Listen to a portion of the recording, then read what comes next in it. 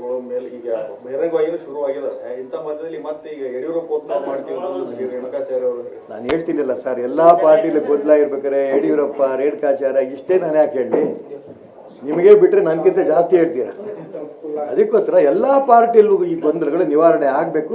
ಪ್ರಜಾಪ್ರಭುತ್ವ ವ್ಯವಸ್ಥೆ ಇಡೀ ಪ್ರಪಂಚದಲ್ಲಿ ಭಾರತದಲ್ಲಿ ಮಾತ್ರ, ದಯವಿಟ್ಟು ನೆನ್ಪಿಟ್ಕೊಳ್ಳಿ. ಇಂಥದ್ದು ಒಳ್ಳೆ ಪ್ರಜಾಪ್ರಭುತ್ವ ವ್ಯವಸ್ಥೆ ಪ್ರಪಂಚದ ಯಾವ ರಾಷ್ಟ್ರದಲ್ಲೂ ಇಲ್ಲ. ಇದಕ್ಕೆ ಕೆಲವರು ಕಂಟಕ ತರಂತ ಪ್ರಯತ್ನ ನಡೆಸ್ತಾ ಇದ್ದಾರೆ. ತಮ್ಮ ವಶದಲ್ಲಿ ಪಕ್ಷ ಇಟ್ಕೋಬೇಕು, ತಾವು ಹೇಳಿದಂಥವ್ರು ಕೇಳಬೇಕು. ಇದು ಸರ್ವಾಧಿಕಾರಿ ಧೋರಣೆ ಭಾರತದಲ್ಲಿರುವಂಥ ಯಾವುದೇ ರಾಜಕೀಯ ಪಕ್ಷಕ್ಕೆ ಬರಲ್ಲ. ಸರ್, ನೀನು ಬಸವರಾಜ ಬೊಮ್ಮಾಯಿ ತಮ್ಮ ಬ್ರಿಗೇಡ್ ಬಗ್ಗೆ ಕೇಳಿದ್ರೆ, ಇಲ್ಲ ನಾವು ಬ್ರಿಗೇಡ್ ಮಾಡೋ ಬಗ್ಗೆ ನಾವು ಗಂಭೀರವಾಗಿ ಆಲೋಚನೆ ಮಾಡ್ತೀವಿ, ಮಾತಾಡ್ತೀವಿ ಅಂತ ನಾನೇನಿಲ್ಲ ಅಂದೆ, ನಾನೇನು ಬೇಡ ಅಂದೇನು. ನಾನು ಭಾರತೀಯ ಜನತಾ ಪಾರ್ಟಿ ಮುಂಚೆ ಅಂತಲೇ ಹೇಳ್ತೇನೆ, ಇದು ನನ್ನ ತಾಯಿ ಬಿಟ್ಟು ಯಾವತ್ತಾರ ಮಗ ಇರ್ತಾನೇನು. ನಾನು ಅದಕ್ಕೋಸ್ಕರ ಹೇಳಿದೆ, ಪಕ್ಷದಲ್ಲಿ ಸಾಕಷ್ಟು ಗೊಂದಲ ಇದೆ, ಭಾರತೀಯ ಜನತಾ ಪಾರ್ಟಿಯಲ್ಲೂ ಗೊಂದಲ ಇದೆ. ಈ ಗೊಂದಲಗಳು ರಿಪೇರಿ ಆಗಬೇಕು, ಶುದ್ಧೀಕರಣ ಆಗಬೇಕು. ಬೇಡ ಸರಿ ಅವ್ರು ಹೇಳಿದ್ರು. ಸರಿ ಸ್ವಾಮೀಜಿ, ಬಂದು ನಿಮ್ಮ ಪಾದ ಬಿಡ್ತೀನಿ, ಒಂದೇ ಒಂದು ನಿಮಿಷ ಮುಗಿತಾ ಬಂತು. ಶುದ್ಧೀಕರಣ ಆಗಬೇಕು ಅನ್ನೋಂಥ ಉದ್ದೇಶಕ್ಕೆ ನಾನು ಚುನಾವಣೆಯನ್ನು ನಿಂತಿದ್ದು. ನನಗೆ ಸಮಾಜವಾದಿ ಪಕ್ಷದ ಯಾದವ್ ನನಗೆ ಫೋನ್ ಮಾಡಿದ್ರು. ಅಲ್ಲಿಂದ ಫೋನೇ ತೊಗೊಳ್ಲಿಲ್ಲ ನಾನು. ಯಾಕೆ ಮಾಡಿರ್ತಾರೆ? ಕಾಂಗ್ರೆಸ್ ಪಕ್ಷದ ನಾಯಕರುಗಳು ನನಗೆ ಫೋನ್ ಮಾಡಿದ್ರು. ಯಾಕೆ ಫೋನ್ ಮಾಡ್ತಾರೆ? ನಾನು ಹೇಳಕ್ಕೆ ಹೊರಟಿರೋದು, ಈ ಪಕ್ಷದ ಭಾರತೀಯ ಜನತಾ ಪಕ್ಷ ಸಿದ್ಧಾಂತ ಇದೆಯಲ್ಲ, ಡಾಕ್ಟರ್ ಶ್ಯಾಮಪ್ರಸಾದ್ ಮುಖರ್ಜಿಯವರು ಬಲಿದಾನ ಮಾಡಿದ್ರು ಈ ಪಕ್ಷಕ್ಕೋಸ್ಕರ. ಪಂಡಿತ್ ದೀನ್ ದಯಾಳ್ ಉಪಾಧ್ಯಾಯ ಅವರ ಕಗ್ಗೊಲೆ ಆಯ್ತು ಈ ಪಕ್ಷಕ್ಕೋಸ್ಕರ. ಅವರೆಲ್ಲರ ಆದರ್ಶವನ್ನು ಇಟ್ಟುಕೊಂಡಿರೋಂಥ ಪಾರ್ಟಿ BJP ಆಗಬೇಕು ಅನ್ನೋಂಥ ಉದ್ದೇಶ ನಂದು ಇದೆ. ಲಕ್ಷಾಂತರ ಕಾರ್ಯಕರ್ತರು ರಾಜ್ಯದಲ್ಲಿ ಇರೋ, ದೇಶದಲ್ಲಿ ಇರೋದಿದೆ. ಇದು ಸರಿ ಹೋಗುತ್ತೆ, ಸರಿ ಹೋಗಲ್ಲ ಅಂತ ಹೇಳಲ್ಲ. ಅವಾಗ BJP ಬಿಟ್ಟು ಇನ್ನೆಲ್ಲಿ ಹೋಗ್ತೀನಿ ನಾನು? ಅರ್ಥ ಆಯ್ತಾ? ಈಶ್ವರಪ್ಪನ ಕಳ್ಕೊಳ್ಳೋಕೆ ಯಾರು ಕೂಡ ತಯಾರಿಲ್ಲ. ನಿನ್ನೆ ಎಸ್ಪೆಷಲಿ ಅವ್ರ ಮಾತಿನ ಒಂದು ಇದ್ರ ಮೇಲೆ ಹಂಗೆ ಇತ್ತು ಸರ್. ನಾನು ಈಶ್ವರಪ್ಪನ ಕಳ್ಕೊಳಕ್ಕೆ ತಯಾರಿಲ್ಲ ಅಲ್ಲ, ನಾವೆಲ್ಲ ಅಂಟಮಂದ್ರೆ. ನೀವು ಖಾಸಗಿಯಾಗಿ ಬಸವರಾಜ ಬೊಮ್ಮಾಯಿ ಅವ್ರ ಪತ್ರಿಕಾಗೋಷ್ಠಿ ಮುಗಿದ ನಂತರ ಅವ್ರ ರೂಮಲ್ಲಿ ಹೋಗಿ ಮಾತಾಡಿ, ಈ BJP ನಡೀತಾ ಇತ್ತು ಸರಿ ಇದೆಯಾ ಅಂತ. 99% ಈಶ್ವರಪ್ಪ ತಗೊಂಡಿರೋಂಥ ಸ್ಟ್ಯಾಂಡ್ ಸರಿ ಇದೆ. ಈ ಪಾರ್ಟಿ ಶುದ್ಧೀಕರಣ ಆಗಬೇಕು ಎಲ್ಲರೂ ಹೇಳ್ತಾರೆ. ಬಹಿರಂಗವಾಗಿ ಯಾರು ಬರೋಕ್ಕೆ ತಯಾರಿಲ್ಲ. ಯಾಕೆ ಒಂದೊಂದು MLA ಸೀಟ್ ಹೋಗುತ್ತೆ, ಮಂತ್ರಿ ಸ್ಥಾನ ಹೋಗ್ಬಿಡುತ್ತೆ, ಜಿಲ್ಲಾ ಪರಿಷತ್ ಸೀಟ್ ಹೋಗುತ್ತೆ. ನಾನು ಏನು ಬೇಕಾದ್ರೂ, ಯಾಕೆಂದರೆ ನಾನು ಎಲ್ಲವೂ ಈ ಪಾರ್ಟಿ ನನಗೆ ಕೊಟ್ಟಿದೆ.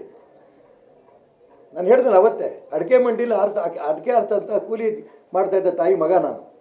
ನನಗೆ MLA ಮಾಡಿ, ವಿವಿಧ ಇಲಾಖೆಗಳು ಮಂತ್ರಿ ಮಾಡಿ, ಉಪಮುಖ್ಯಮಂತ್ರಿ ಮಾಡಿದ್ರು ಕೂಡ ಆ ಪಕ್ಷದಲ್ಲಿ ಆಗ್ತಾರಂಥ ಗೊಂದಲಗಳು, ಒಂದು ಸಿದ್ಧಾಂತಕ್ಕೆ ಆಗ್ತಾರಂಥ ತೊಂದರೆಗಳು, ಇದು ನೋಡಿಕೊಂಡು ಒಂದು ನಂದೇ ಸ್ಥಾನಕ್ಕೋಸ್ಕರ ಸುಮ್ಮನೆ ಇಲ್ಲ.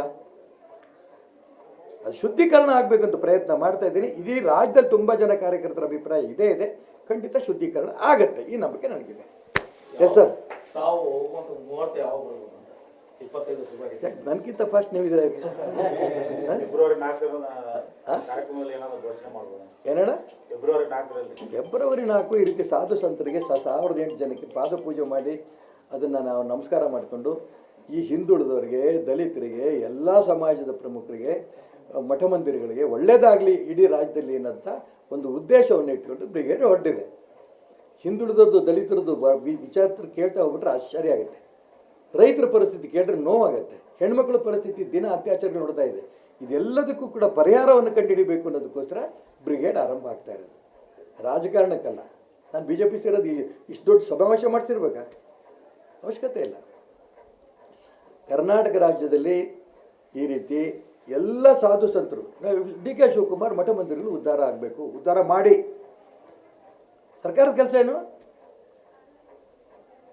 ನೀವು ಉದ್ಧಾರ ಮಾಡಿ ಅಂತ ಜನಕ್ಕೆ ಕರೆ ಕೊಟ್ಟರೆ ಅಲ್ಲ.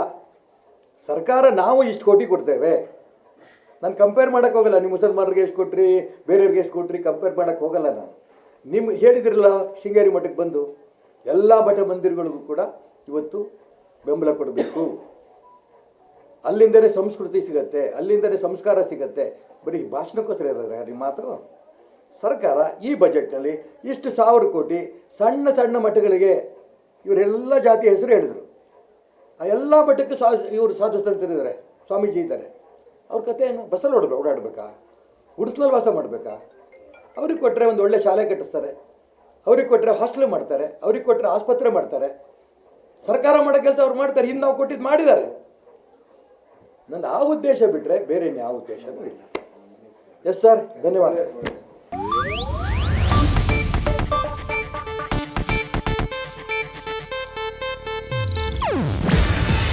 ಇದು ಏಷ್ಯಾನೆಟ್ ನ್ಯೂಸ್ ನೆಟ್ವರ್ಕ್ ಪ್ರಸ್ತುತಿ.